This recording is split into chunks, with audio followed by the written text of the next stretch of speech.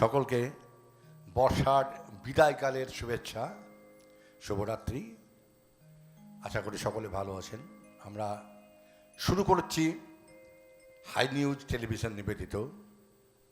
আমি সাংবাদিক, সঙ্গীত শিল্পী এবং এই অনুষ্ঠানের পরিচালক, এবং অবশ্যই আজকের অনুষ্ঠানের সঞ্চালক মানবেন্দ্র চক্রবর্তী। সঙ্গে রয়েছে আমাদের সঙ্গে রয়েছে বিশিষ্ট সঙ্গীত শিল্পী, ইন্ডিয়ান আইডিয়াল খ্যাত, দূরদর্শন খ্যাত, আরও বহু খ্যাতনামা জায়গায় তিনি সঙ্গীত পরিবেশন করেছেন, নির্মাল্য ভট্টাচার্য মহাশয়। আপনাকে অসংখ্য ধন্যবাদ হাই নিউজ টেলিভিশনে। আজকে আমরা নির্মাল্যবাবুর গান প্রথমে শুনবো। আমরা যে অনেকগুলো শিল্পী রয়েছে, এরপরেতে আমরা পরপর যাব সেখানেতে। প্রথমেই আমরা নির্মাল্যবাবুর কণ্ঠে শ্রদ্ধেয় শ্যামলজির গান শুনবো, তাই তো? নির্মলবাবু একটা গান শুনে নিই। অবশ্যই, একটা খুব প্রিয় গান আমি করি। তুমি কি এমনি করে থাকবে দূরে, আমারে মন মানে না, কেন যে ধরা না দিয়ে ডাকো ভাসির সুরে। তুমি কি এমনি করে থাকবে দূরে,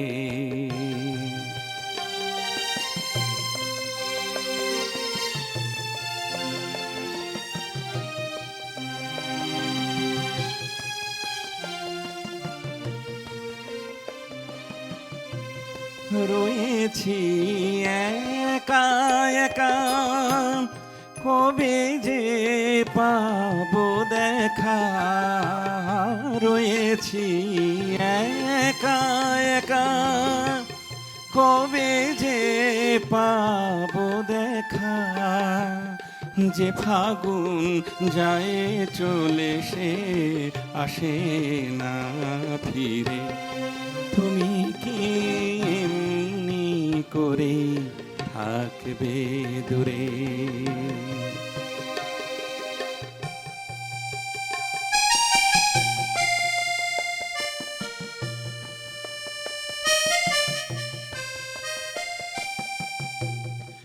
এখনো রাত্রি হলে এ মনে দীপ জ্বলে, যেন কার সাড়া পাই তুমি কি আসবে বলে। এখনো রাত্রি হলে এ মনে দীপ জ্বলে, যেন কার সাড়া পাই তুমি কি আসবে বলে। বুঝি না এ কি খেলা, বয়ে যায় ফুল বেলা, বুঝি না এ কি খেলা, বয়ে যায় ফুল বেলা, ভ্রমরা গুনগুনিয়ে আসে না ফিরে। তুমি কি এমনি করে থাকবে দূরে, আমারে মন মানে না, কেন যে ধরা না দিয়ে ডাকো বাঁশির সুরে। তুমি কি এমনি করে থাকবে দূরে। চমৎকার। আমরা শ্যামল মিত্রের একটি বিরহের গান, গান, বিরহের একদম। এর আগে অনেক প্রেমের গান গেয়েছি, আজকে শুধু বিরহ একটু চলছে।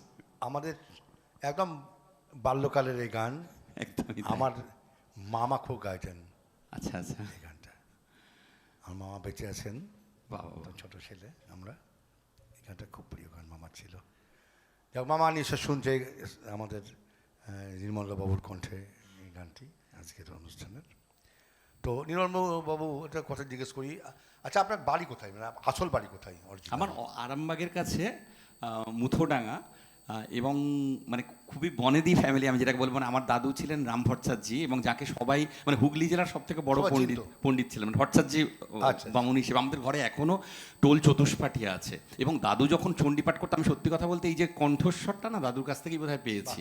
মানে চণ্ডীপাঠ যখন করতো, মানে পাশ থেকে লোকে শুনতে কে চণ্ডীপাঠ করছে, মানে যেখানে একদম বীরেন্দ্র কৃষ্ণবাবুর লেভেলে, তার থেকেও তো সেই রকম। তো সেই আর কি ওখান থেকে তারপরে কারণ আমার দাদুর থেকেই মানে তারপরে সব কলকাতায় সার্ভিস করে আমার বাবা, তো সেই নিউ টাউনে এখন আমরা থাকি। তো নিউ টাউন সংকল্প, হ্যাঁ নিউ টাউন সংকল্প টু বিশ্ব বাংলা গেটের কাছে। তো আমাদের অফিসের কাছেই, আমাদের জানলা থেকে আমার অফিস দেখা যায়, বিশ্ব বাংলা গেটও দেখা যায় আর অফিসও দেখা যায়, কগনিজেন্ট ক্যান্ডার ইনফোস্পেস। তো সেই জন্যই সেখানে থাকি। আচ্ছা আপনার বাবা বা মা কেউ গান জানতেন? হ্যাঁ অবশ্যই অবশ্যই। আমার বাবা সিভিল ইঞ্জিনিয়ার, তিনি আবৃত্তি করতেন। তবে আমার মায়ের দিকে একদম গানের যাকে বলে পাপিয়া ভট্টাচার্য, আমার বাবা শঙ্কর প্রসাদ ভট্টাচার্য। আর সব থেকে বড় কথা আমার দুই দিদি মানে মিতালি ভট্টাচার্য আর সৌমালি ভট্টাচার্য। আমার মনে আছে আমার বড়দির কাছে আমি যখন গান শিখি, মানে আমার তখন 3 কি 4 বছর বয়স, মানে আঙুলগুলো সোজা হয়নি তখন। আমার সারেগামা সেই মানে দিদি হাতে হাতে করে আমার আঙুলটাকে নিয়ে বসিয়ে দিলে, দেখে এইটা হচ্ছে সা, এইটা হচ্ছে রে, মানে হারমোনিয়ামে বসে বসে দিত আর কি। আসল গুরুদেব তার দিদি। একদম সত্যি কথা বলতে আসল গুরুদেব যদি বলতে চাই, আমার এই দুই দিদি মানে মিতালি আর সৌমালি। আর সৌমালি ভট্টাচার্য তো গানেই মাস্টার্স করেছে, এবং ব্যাঙ্গালোরের সব থেকে বড় মিউজিক স্কুল আছে। আমার প্রথম জীবনের অ্যালবাম দিদির সাথেই প্রথম, শাওনরাতে যদি বলে, আমি কলেজ লাইফে প্রথম বেরোয়।